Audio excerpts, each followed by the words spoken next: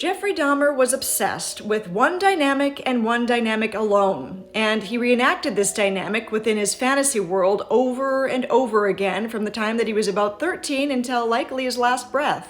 In the first 5 years of a child's life, their brain is like a programmable sponge, soaking up everything within their environment.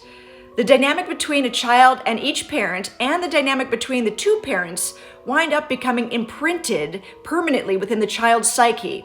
And this imprinting shapes who the child later becomes, as well as who the child is later attracted to in life. When a traumatic incident or incidents within our childhood are perceived to be life-threatening, we can wind up with what I call the obsessive neurotic loop, where we play a version of it within our heads over and over again, either consciously or unconsciously. We get into this obsessive neurotic loop about the traumatic event in order to gain some kind of perceived control over it. The obsessive neurotic loop of the traumatic event and the already ingrained dynamic can merge within a person's psyche, causing them to become obsessed with a dynamic that is traumatic in nature. So what does this say about someone like Jeffrey Dahmer?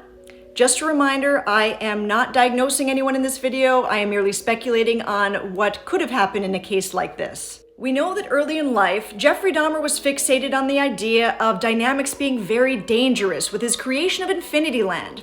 If two people touched, both would be annihilated. And from the time that he was around 13, he was utterly enraptured by one dynamic that he reenacted within his fantasy world over and over again throughout his life. This dynamic involved one person who was incredibly dominating, had 100% control over another person who was held captive or was incapable of giving consent. Jeffrey often fantasized about this counterpart being so submissive that they were either awake in a zombie-like drugged-out stupor or completely unconscious. So now let's look back at what Lionel says about Joyce. She was on 26 different types of pills, he said in one interview, overly medicated, drugged up. It's baffling to me that in all of his analysis, Lionel avoids the topic of his son Jeffrey's extreme fascination with domination in a non-consensual dynamic with a vulnerable, drugged up, or unconscious person.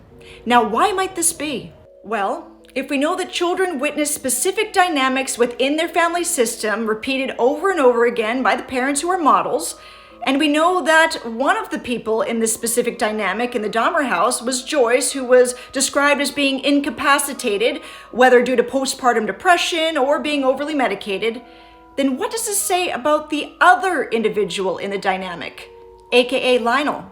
We know that in his obsessive fantasy, Jeffrey Dahmer played the role of the dominant individual within the dynamic.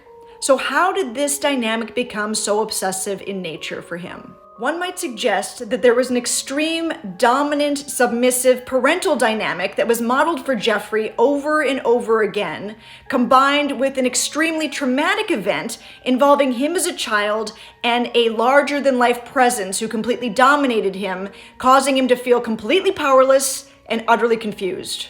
And if such an incident in Jeffrey Dahmer's life did take place, then I suggest it likely took place between ages 1.5 and 3, during a time when psychologist Erik Erikson surmises that if children do not successfully make it out of the stage due to trauma, they will develop strong compulsions. Jeffrey Dahmer reenacted this dynamic in his psyche again and again, starting with Infinity Land, where touch is considered dangerous and annihilating, and then of course when his hormones kicked in, with his preoccupation with the jogger, knocking him unconscious so that he could have complete sexual dominance over the young man for an extended period of time. Jeffrey's fascination with preserving dead animals was connected with his desire to dominate his victims, in the sense that he desperately wanted to capture and hold on to something he found precious, something he found beautiful, for as long as possible, something that would never leave him.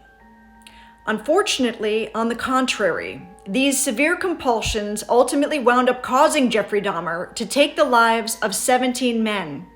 And in the end, he lost his too.